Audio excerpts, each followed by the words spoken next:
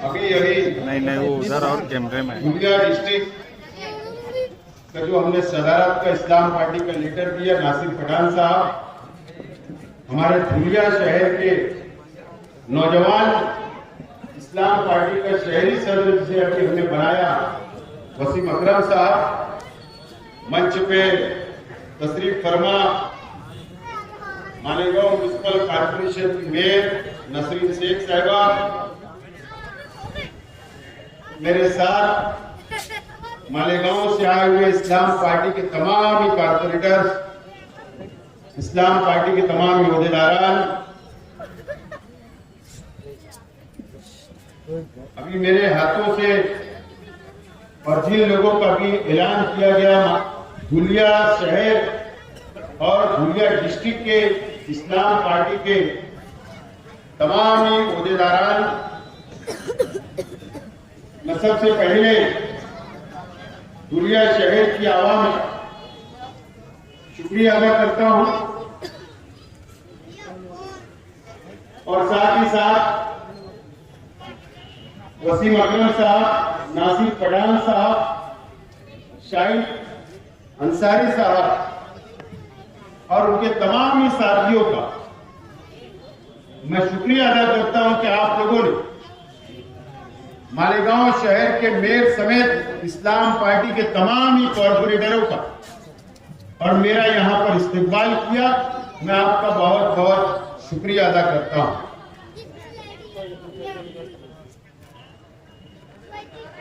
आज मौलवीगंज इस जगह पर मैं कई मर्तबा आया, कई प्रोग्राम मैंने यहां पर किया, लेकिन आज इस्लाम पार्टी का जिम्मेदार होने की हैसियत से मैं आज आपके बीच खड़ा। वसीम अकरम साहब बहुत जज्बाती बातें कर रहे थे कि कॉर्पोरेशन के इलेक्शन में इस्लाम पार्टी डर गई। इस्लाम पार्टी की तारीख अगर किसको देखना है और हमारी तारीख देखना है तो मालेगांव शहर आ गए, करने वाले नहीं है।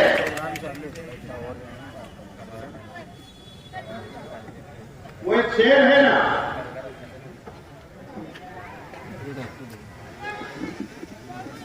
तुमने चाहे नहीं हालात बदल सकते थे, तुमने चाहे नहीं हालात बदल सकते थे, तुम्हारी आंखों के आंसू मेरी आंखों से निकल सकते, ऐसे कुछ है। तुम तो ठहरे झील की तरह, दरिया होते तो बहुत दूर निकल सकते। कॉर्पोरेशन के इलेक्शन मैंने कई लोगों को ऑफर किया था,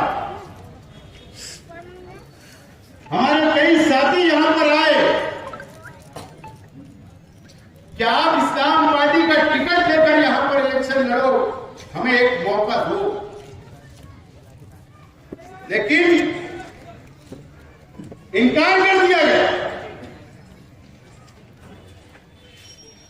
बहुत इनकार किया गया, हमने बहुत वक्त कर दिया उनको, फिर हमने फैसला किया कि हम रुक जाते। लेकिन मैं आज जब देख रहा हूं नतीजे आए, कई लोग जिन लोगों को हम ऑफर कर रहे थे वो लोग इलेक्शन हार गए, वो इलेक्शन हार गए, वोट बढ़ गई।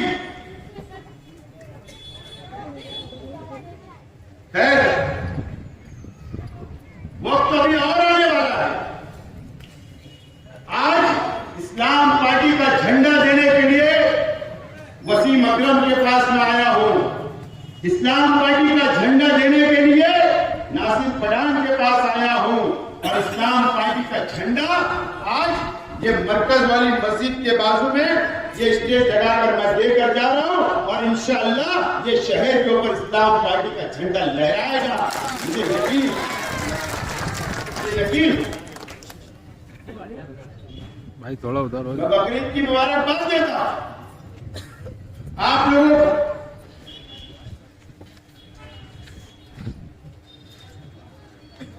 इस्लाम पार्टी की बुनियाद जो रखी गई मालेगांव के अंदर,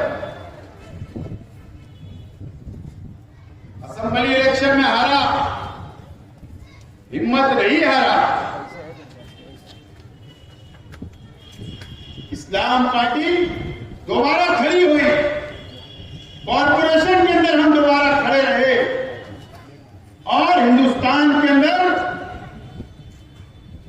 आज मालेगांव का नाम है कि इस्लाम पार्टी कि हमने 35 कॉर्पोरेटर भी लाए और मेयर भी हमने बनाकर बताया।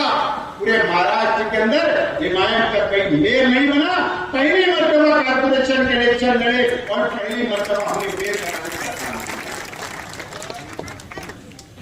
हमारी पॉलिसी क्या? आज अल्लाह का करम है कि मालेगांव के अंदर मस्जिद और मीनारों का शहर, और दुनिया आने के बाद भी हमें फख्र महसूस होता है कि यहां भी मस्जिद और मीनारों का शहर है। इस महाराष्ट्र के हालत, इस मुल्क के हालत, अगर आज यहां का मुसलमान, दुनिया का मुसलमान अगर महसूस करे, इस महाराष्ट्र का मुसलमान अगर महसूस करे, अभी आप लोगों ने देखा 15 दिन पहले कि बांद्रा के अंदर बुलडोजर लगाकर मस्जिद को शहीद कर दिया गया। अगर हमने इस्लाम पार्टी की बुनियाद डाली तो हमने माइनॉरिटी वक्फ बोर्ड बनाया, सेल बनाया, और इसके लिए कि मस्जिद की हिफाजत होना चाहिए, मजहबी इबादत गांव की हमारी हिफाजत होना चाहिए। ये हमने बुनियाद रखा और हमारे एजेंडे के अंदर शामिल किया कि ये पार्टी ये भी काम करेगी। आप लोगों ने देखा कि मालेगांव शहर के अंदर हमने उत्तर महाराष्ट्र का वक्फ बोर्ड अमेंडमेंट जब फिर आया तो हमने वहां पर इजलास लिया, तमाम मस्जिद और मदरसे के जिम्मेदारान को वहां हमने बुलाया, मालूमात की कॉन्फ्रेंस रखा, और जो भी आए हमारे पास आके कि मस्जिद के पेपर क्लियर करना है, मदरसे के पेपर क्लियर करना है, हम लोग इस्लाम पार्टी के जिम्मेदार, हम लोग उसकी मदद करने का काम करते हैं। यह हमारा एजेंडा है। जहां जब मुसलमानों के पर अत्याचार होता है, जहां जुल्म होता है, जहां मॉब लिंचिंग होती है, जहां पर फसादात होते हैं, वहां पर जाने का और उसके लिए लड़ने का काम करने का हमारी पार्टी के एजेंडे के अंदर शामिल है। मैं दुनिया भी आया रमजान में, जामनेर के अंदर एक मॉब लिंचिंग हुई, वहां मैं गया, वहां पर हमने मदद की, कानूनी मदद भी हम लोग करने के लिए तैयार थे, लेकिन जलगांव के लोग कानूनी मदद कर रहे हैं। जहां पर भी जुल्म होता है हम वहां पर जाकर हमारी पार्टी का झंडा ले जाकर लेने का काम करते हैं। ये इस्लाम पार्टी है, ये इस्लाम पार्टी है। दोस्तों और साथियों, कल बकरीद का त्योहार खत्म हुआ, कल बकरीद का त्योहार खत्म हुआ है। कितनी तकलीफ हुई मुझे बताइए। मालेगांव में हुई, दुनिया में हुई, पूरे महाराष्ट्र के अंदर हुई है, पूरे हिंदुस्तान के अंदर हुई है, बंगाल के अंदर भी हुई, यूपी के अंदर भी हुई, रियासत के हर इलाकों के अंदर, हिंदुस्तान के हर रियासतों के अंदर हुई। खौफ के अंदर हमने बकरीद का त्योहार गुजारा है, खौफ के अंदर। आरएसएस और बजरंग दल के लोग, ये गौ रक्षा के लोग हमें सिखाते हैं, हमारे बच्चों के ऊपर मॉब लिंचिंग की जाती, नंगा नाच किया जाता है, कोई आवाज उठाने वाला नहीं है। मुझे बताइए आप कौन आवाज उठाया? पूरे महाराष्ट्र के अंदर एक एमएलए बताओ, चाहे वो कोई भी पार्टी का हो, या किसी ने आवाज उठाया है? किसी ने आवाज नहीं उठाया। और कौन लोग हमें सिखाने का काम करेंगे कि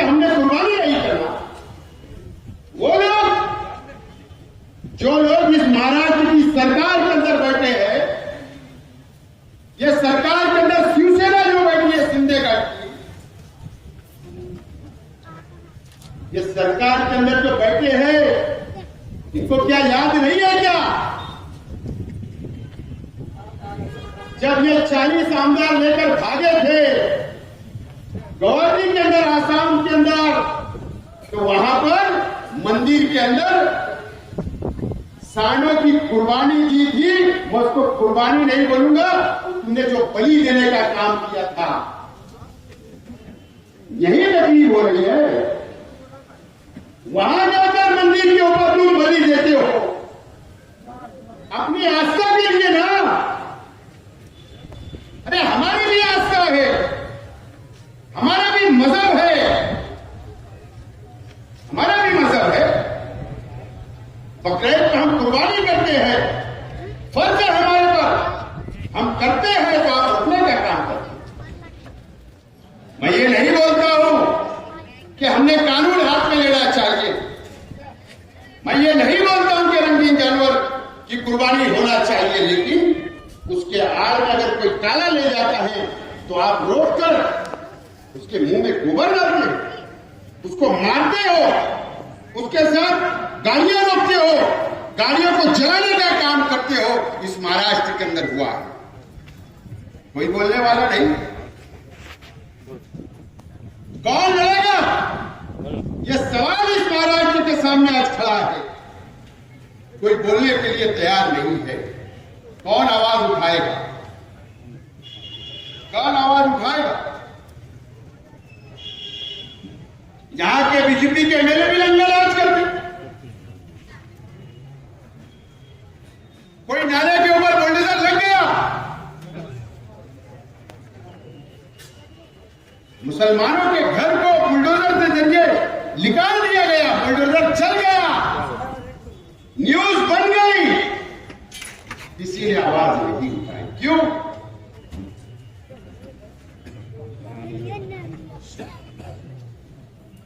अरे इलेक्शन के टाइम में जलसा लेकर कौम की दुआई दी गई, मिल्लत की दुआई दी गई। अब क्या हुआ? जब बुलडोजर लग गया बस्तियों पर, क्यों आगे नहीं आया गया? किसी को 8 सीट, किसी को 10 सीट दी गई। कारपोरेशन में दोनों पार्टियों ने आवाज उठाने का काम नहीं किया। ये लोग डरते हैं, ये डरते हैं भी एमएलए से, यहां के प्रशासन से, बीजेपी की हुकूमत से डरते हैं। या ये तो मैनेज है या ये तो डरते हैं, इसके अंदर कोई दूसरा नहीं हो सकता। आवाज कोई उठाएगा नहीं। जो आवाज उठाएगा, जो दूसरी पार्टी में जाएगा, उसको दम दिया जाता है। तेरे पैर निकाल लेंगे, तेरे हाथ निकाल लेंगे। इतनी मर्दानगी है तो जाना था ना जब बुलडोजर लगाते हो। क्या बात? क्यों हमारे वर्करों को बोलते हो? आज के बाद यहां अब इस्लाम पार्टी आ चुकी है। अब इस्लाम पार्टी के कार्यकर्ताओं को अगर किसी ने दम दिया तो 50 किलोमीटर दूर पर रहता शेख आसिफ यहां पर आकर मैं इस दुनिया के पुलिस डिपार्टमेंट से गुजारिश करता हूं कि अगर हमारी party all India election commissioner से रजिस्टर्ड पार्टी है, अगर हमारी पार्टी के कोई भी कार्यकर्ताओं को अगर दम दी गई, धमकी दी गई, गुंडागर्दी की गई, तो पुलिस डिपार्टमेंट ने कार्रवाई करना ही चाहिए कि अगर हमारी पार्टी के कोई भी कार्यकर्ता या पदाधिकारी को किसी ने धमकी दिया है। तो फिर गांधी जी ने डंडा भी दिया, रास्ता बता देगा गांधी जी। फिर हम तिरंगा भी हाथ में लेंगे और इस्लाम पार्टी का झंडा भी लेंगे, और फिर हमको मजबूरी में पुलिस स्टेशन के बाहर आकर या एसपी ऑफिस के बाहर या कलेक्टर ऑफिस के बाहर धरने पे बैठना।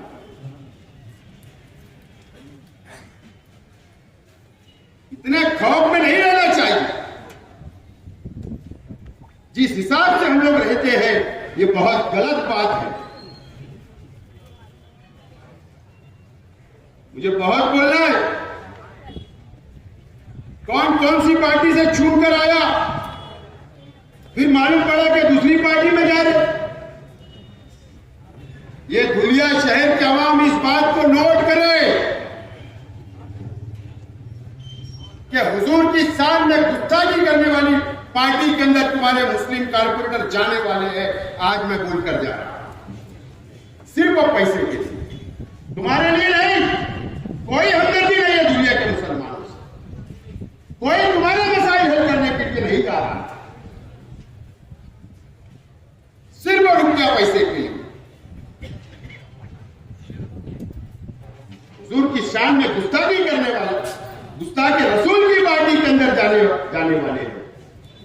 कौम के नाम पर दुआई दी गई, वोट ली गई, लेकिन एक रास्ता बनाने की कोशिश की जा रही है। यह आपको याद रखना है दोस्तों और साथियों। यह धुलिया शहर और मालेगांव का जो रिश्ता है बहुत गहरा है, चाहे पावर लूम से, चाहे मार्केट से। यहां अगर कपड़ा तैयार होता है तो तामा काटा मालेगांव में आकर कपड़ा आप बेचते, सूट मालेगांव से आता है। रिश्ते नाते हैं, एक दूसरे की बेटियां का लेन देन है, इतना गहरा हमारा अपना ताल्लुक।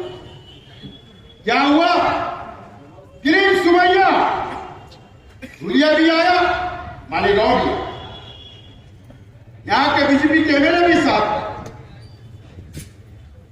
क्या बोला गया, एसआईआर का जब सर्वे हुआ मैपिंग का, पूरे महाराष्ट्र के अंदर मैपिंग चल रही थी, एसआईआर, क्या इल्जाम धुलिया पर भी लगा, क्या इल्जाम मालेगांव पर भी लगा कि 22,000 वोट धुलिया की मालेगांव की यादी में है और मालेगांव की 22,000 वोट धुलिया की यादी के अंदर। इल्जाम लगा, यादी यहां के कलेक्टर को दी गई, मालेगांव के एडिशनल कलेक्टर को दी गई और इंक्वायरी की डिमांड की गई। मुझे बताओ, कौन आवाज उठाएगा, कौन लड़ेगा? आज हम सो रहे हैं, अच्छी बात नहीं है।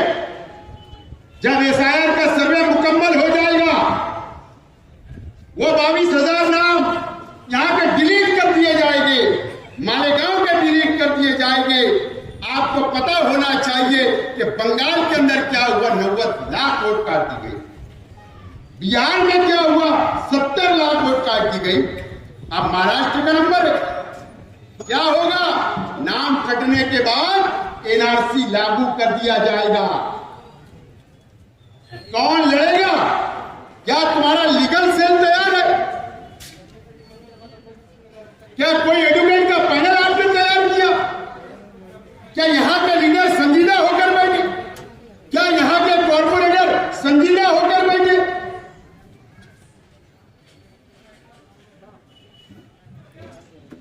यह सोचने की बात है। हमने सॉफ्टवेयर बनाया मालेगांव का भी 2002 की यादी का। हमने यहां पर ऑफिस खोला, कंप्यूटर लगाए, यहां के आवाम की हमने मदद की। हम मालेगांव में भी और धुलिया में भी मदद कर रहे हैं। ये फिक्र है, नाम नहीं कटना चाहिए। नाम कटेगा, एनआरसी लागू होगा, उसके बाद हमको देश का गद्दार बोला जाएगा, फिर काला कानून हम पे लागू कर दिया जाएगा। एक मिसाल मालेगांव है। यही किरीट सुमैया आया, उसने कहा कि मालेगांव के अंदर बांग्लादेश के रोहिंग्या है, घुस के रह रहे हैं। एसआईटी बना दी गई, पुलिस की एक टीम बनी, इंक्वायरी हुई। इंक्वायरी के अंदर 50 से ज्यादा लोग जेल के अंदर एक साल गुजारे। आज भी कई लोग जेल के अंदर हैं। हम लोग लड़ाई माइनॉरिटी डिफेंस कमेटी बनाकर लड़ रहे हैं, कानूनी लड़ाई लड़ रहे हैं, कोर्ट से उनकी जमानतें करा रहे हैं। फिर ये तो सिर्फ हमारा 3300 का मामला था, अब तो हजारों में बात दुनिया और मालेगांव की चल रही। कौन लड़ेगा? इस पर क्यों नहीं संजीदा होते? कौन संजीदा होगा? मैपिंग खत्म हुई, हमने हमारा काम बंद नहीं किया। कल से मालेगांव में अब तो एसआईआर का सर्वे डिक्लेयर हो गया, तारीख डिक्लेयर हो गई।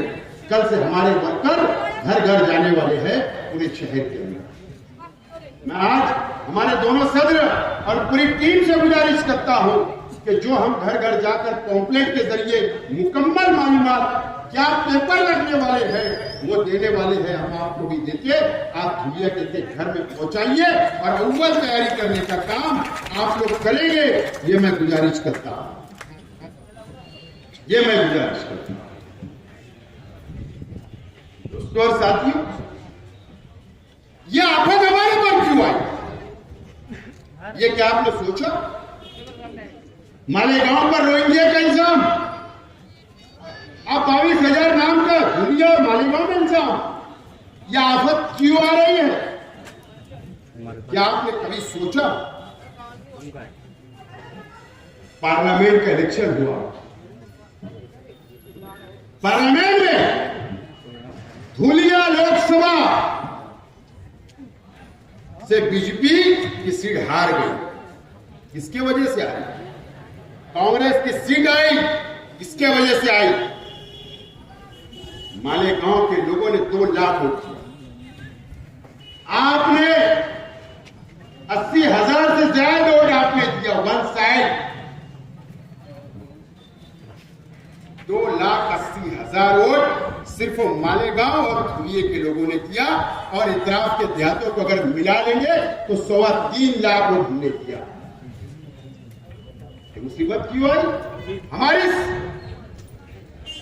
हमने वोट दिया कांग्रेस पार्टी, बीजेपी की सीट हार गई। बदला किससे लिया जा रहा है? मालेगांव के मुसलमानों से, धुलिया के मुसलमानों से बदला लिया जा रहा है। मुझे बताइए, क्या मेंबर ऑफ पार्लियामेंट जिसको हमने छून कर दिए सोबत आई बचाओ, कभी किरीट सुमैया के खिलाफ बोली की आवाज उठाई? जेल में मुसलमान गए, रोहिंग्या और बांग्लादेश के इल्जाम में मां बहनें गई, बुरखा पोश खातून गई, 3-3 महीने के बच्चे बाहर है, वो जेल में आज भी वो लेडीज हमारी बहन। क्या हमारी मेंबर ऑफ पार्लियामेंट ने आवाज उठाई? क्या पार्लियामेंट के अंदर आवाज उठाई? एक आवाज नहीं उठी, हमारा हक अदा नहीं हुआ। जाने दो, उसके मोहताज भी नहीं है हम, लेकिन क्या मेंबर ऑफ पार्लियामेंट ने कि ये धुलिया शहर के कोई मुस्लिम वार्ड के अंदर 10 लाख का भी बजट दी, रोड का उद्घाटन की? क्या मालेगांव में 1 रुपया नहीं दिया आज तक? जिसके वजह से मुसीबत आ रही है, जिसके वजह से छूट कर आई, हमारे को नजरअंदाज किया, नजरअंदाज हमें किया जा रहा है। हमको हमारी ताकत खुद खड़ा करना पड़ेगी, हमारे मसाइल के लिए खुद खड़ा होना पड़ेगा, नौजवान साथियों को भी खड़ा होना पड़ेगा, समाज के हर इंसान को खड़ा रहना पड़ेगा, हमारे मसाइल के लिए खुद लड़ना पड़ेगा। मुफाद परस्ती की सियासत को अब साइड लगाना पड़ेगा, आप लोगों को साइड लगाना पड़ेगा। दोस्तों और साथियों, मुझे बताइए, आप यहां इमाम का एमएलए छूटकर आप लोग ने दे दिया, ठीक है, अच्छी बात। इससे पहले के टर्म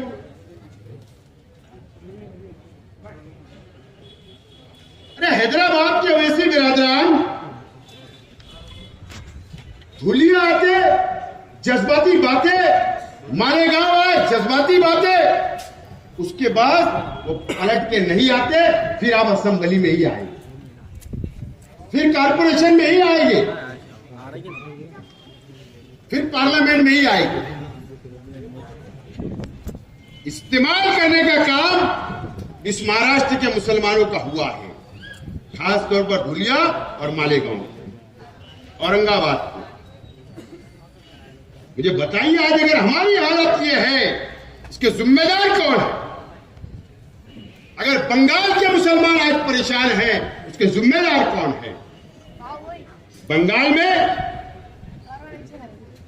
हुमायूं कबीर शख्स से हाथ मिलाया गया, हुमायूं ने वहां जाकर हाथ मिलाई, पैक्ट हुआ, अलायंस हुआ, सीटें बढ़ गई, तकरीर हो गई।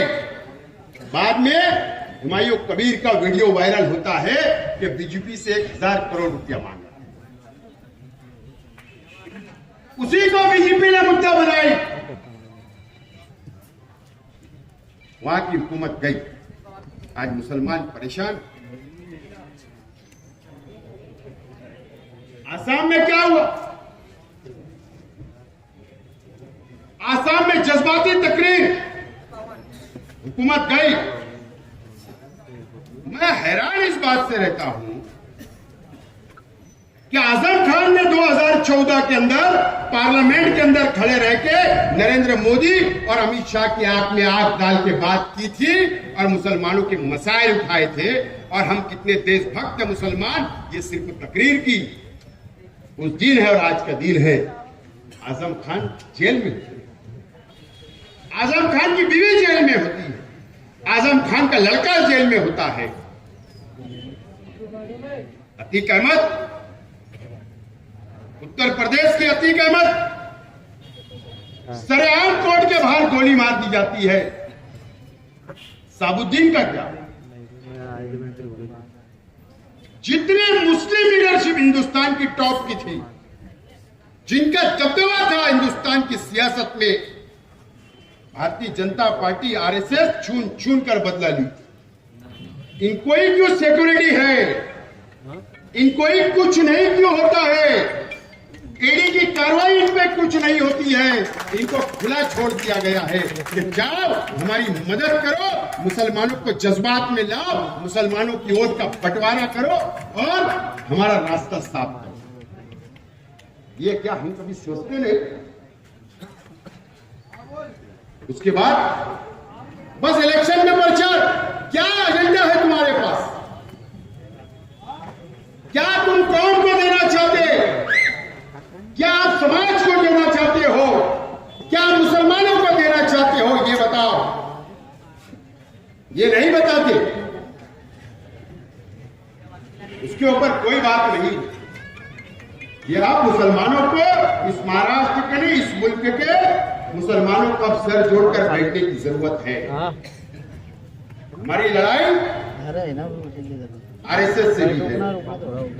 अगर बीजेपी आज हिंदुस्तान की 70% रियासतों पे अगर इख्तियार हासिल कर लेती है और मरकज में तीसरी मर्तबा अगर नरेंद्र मोदी पंतप्रधान बन जाते हैं, वजीर आजम बन जाते हैं, तो क्या बीजेपी का काम है? नहीं, कमाल आरएसएस का। दिखते भी नहीं है और काम चलता है हिंदुत्ववादी का। और हम बस जज्बाती बातों में आकर वोट दे देते हैं, वोट का इस्तेमाल कर देते हैं। ये बातें अब हम लोगों को सोचना है और समझना है। और आज मैं नौजवानों से एक बात खास बोलने के लिए आया हूं। मेरे नौजवान साथियों, 1-1.5 महीना नासिक में क्या हुआ? 1-1.5 महीना पहले टीसीएस प्रकरण आपको पता होगा। निदा खान और उसके साथ 6 लड़के जो प्राइवेट कंपनी में काम कर रहे थे, उन पर इल्जाम आया धर्म परिवर्तन का। पूरे हिंदुस्तान के मीडिया के अंदर उनको जिहादी बता दिया गया। सवाल ये नहीं है कि उन पर कार्रवाई हुई।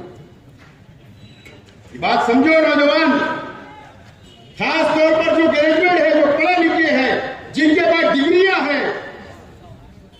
हमको सरकारी नौकरियां तो नहीं मिली। या तो हमारा कारोबार करो, रोजी रोटी करो, या प्राइवेट सेक्टर के अंदर, प्राइवेट कंपनियों के अंदर हमको जॉब मिलता, नौकरियां मिलती है। टीसीएस प्रकरण को पूरे हिंदुस्तान की मीडिया ने बताई, जिहादी बोल दिया गया, धर्म परिवर्तन का इल्जाम लगा। मैं कल गया था, उसमें से एक लड़का फैमिली मेरे पास आई, मैं कल जाकर वकील खड़ा करके आया, दानिश नाम के लड़के। सवाल ये लड़ रहे हैं, वहां जाके लड़ रहे हैं, लेकिन ये क्यों किया गया? इसके लिए किया गया कि इनको जिहादी बोल दो, धर्म परिवर्तन करते हैं, और ये मैसेज देने की कोशिश की गई पूरे हिंदुस्तान के अंदर जितनी प्राइवेट कंपनियां हैं कि मुसलमान बच्चों को जॉब देते हैं, नौकरियां मत दो, तुमको बेरोजगार करने के लिए एक साजिश रची जा रही है। इसके ऊपर कोई बात नहीं हो, ये सोचना पड़ेगा, बेदार होना पड़ेगा, सियासी सूझबूझ हमारे अंदर पैदा करना पड़ेगा, सियासी बेदारी हमारे अंदर लाना पड़ेगा। इसीलिए आज मैं आपसे बात करने के लिए आया हूं। ये पहला जलसा मालेगांव के बाहर इस्लाम पार्टी, मेरा हक था, मेरा पड़ोस है, दुनिया पड़ोसी शहर है, यहां से मैंने शुरुआत किया। अब मैं मराठवाड़ा और खानदेश तरफ रवाना होने वाला। लेकिन आज मैं आपको यकीन दिलाकर जा रहा हूं, इस धुलिया शहर के कोई भी मसला हो, मस्जिद का हो, कब्रिस्तान का हो, मदरसे का हो, हमारे बच्चों के ऊपर जो जुल्म होगा, मुसलमानों पे अत्याचार होगा, कोई भी मसला हो, चाहे किंग सुमैया आए या और कोई फिरका प्लस लीडर आए, आपके हर मसले के अंदर, धुलिया के अंदर आपके आपकी रहनुमाई करने का वादा करने के लिए आया हूं। और आज वादा करता हूं, आज हमारे चंद साथियों ने पार्टी को खड़ा किया, चंद साथी है। आपसे अपील करता हूं, धुलिया के नौजवानों से, धुलिया की आवाम से, इनके साथ आइए, इनके हाथों को मजबूत करिए। आपके मसाइल हल करने की जिम्मेदारी लेता हूं, और हम आएंगे, ये पूरी टीम बैठी हुई है, पूरी टीम बैठी हुई है, 35 कॉर्पोरेटर, पार्टी के जिम्मेदार, सब हम आपके साथ खड़े हैं, आपके लिए खड़े रहेंगे।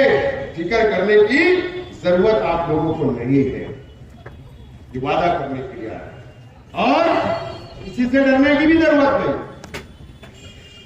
एक आदमी, मेरा शहर था, मेरा इलेक्शन था, मेरा खत्म हो गया, अब आजाद हूं।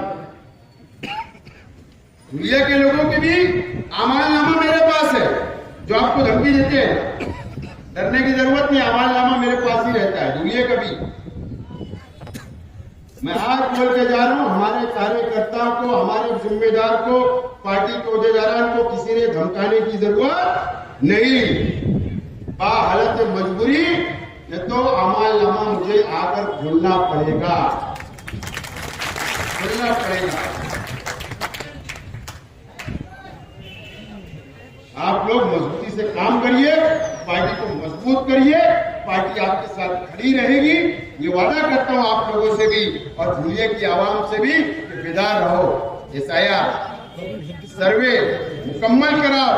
ये अपील करता हूं, आप लोग बड़ी तादाद के अंदर यहां पर आए। हमारे तमाम ही साथियों ने जलसे को कामयाब किया। शाहिद अंसारी साहब, वसीम अकरम, नासिर पठान साहब और हमारी युवा team, social media, minority cell, तमाम ही लोगों ने बहुत मेहनत की। मैं पार्टी की तरफ से बहुत बहुत शुक्रिया अदा करता हूं कि आप लोगों ने मेयर समेत 35 लोगों का यहाँ इस्तेमाल रखा। बहुत बहुत शुक्रिया। खुदा हाफिज। अस्सलाम वालेकुम।